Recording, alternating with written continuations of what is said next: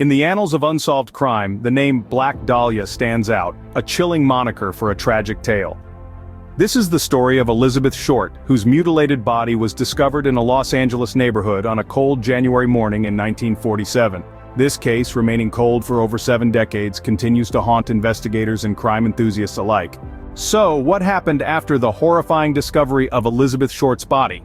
The initial investigation kicked off in earnest on the morning of January 15, 1947. The Los Angeles Police Department was on high alert, the gruesome nature of the crime sending shockwaves through the force.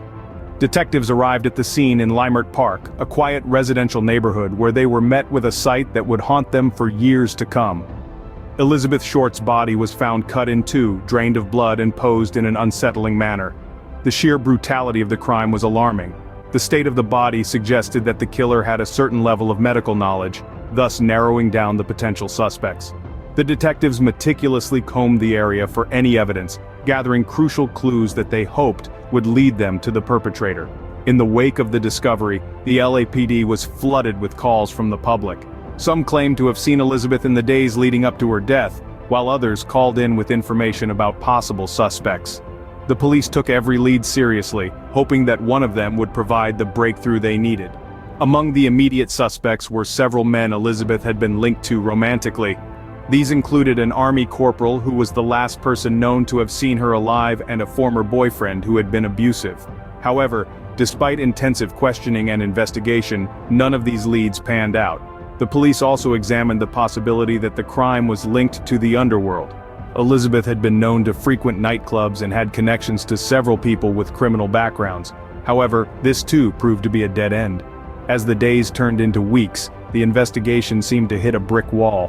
The initial clues that had seemed so promising led the police in circles, taking them no closer to the truth.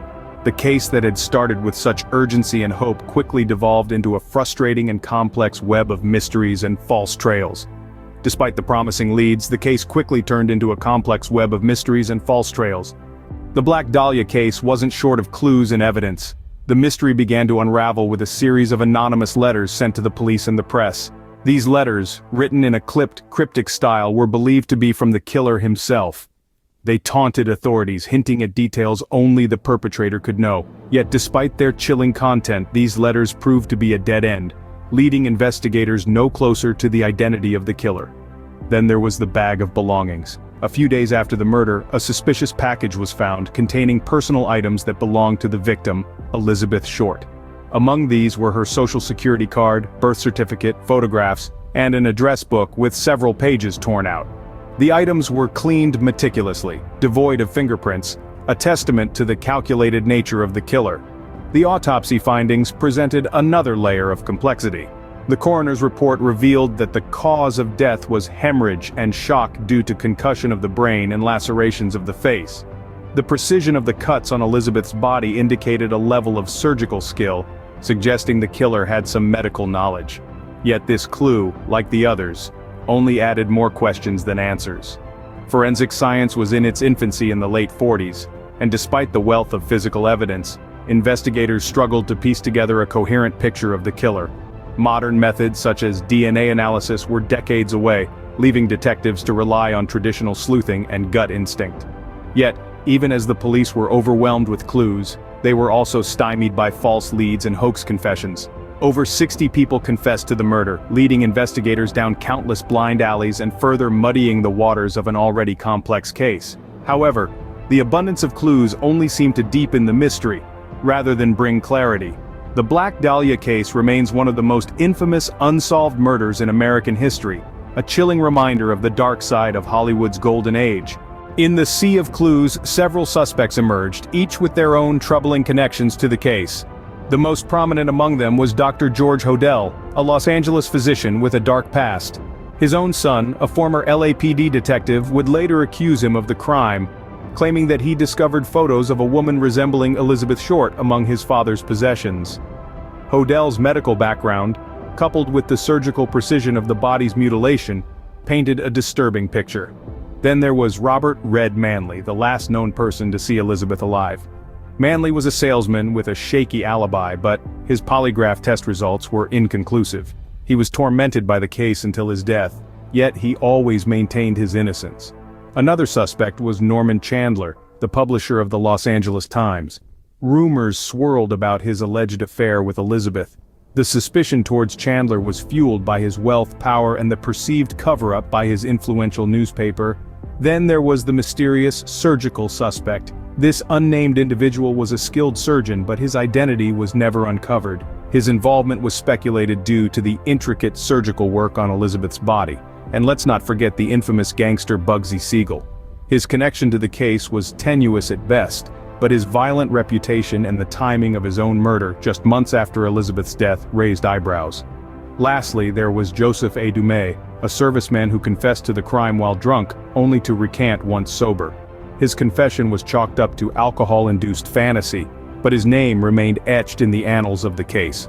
All these suspects had their reasons for being under the microscope, whether it was their relationship with Elizabeth, their shady pasts, or simply being in the wrong place at the wrong time.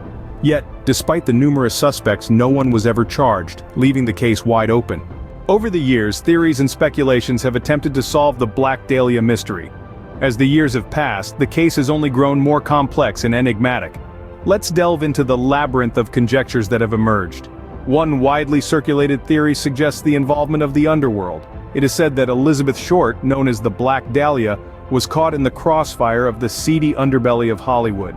Some believe she knew too much about the illicit operations of organized crime syndicates, leading to her untimely death.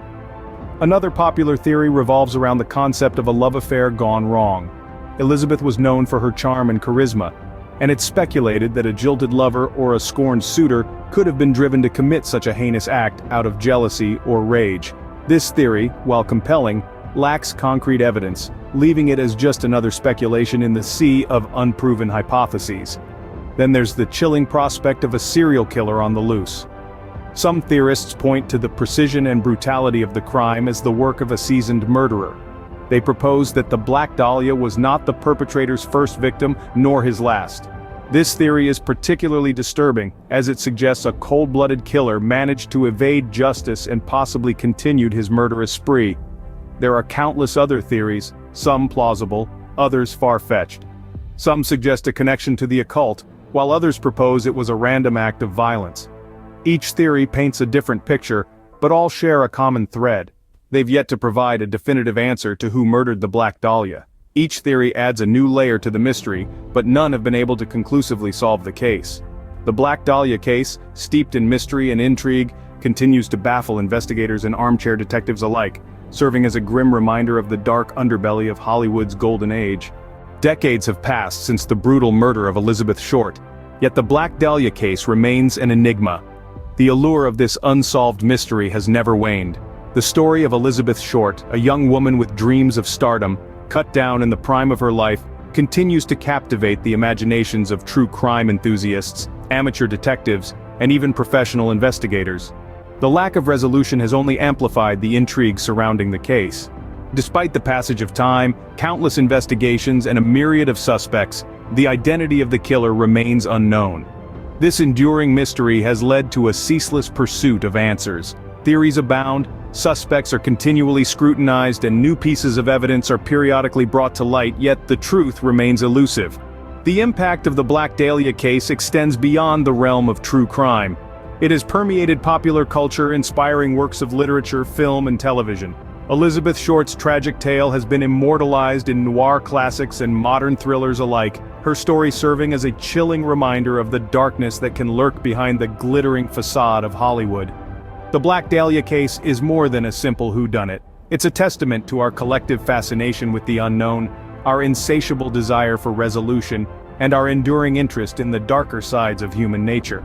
The case of Elizabeth Short is a chilling puzzle, a haunting tale that continues to grip the world, long after the headlines faded. And so, the Black Dahlia remains one of history's great unsolved mysteries, leaving us all to ponder the chilling question, who killed Elizabeth Short?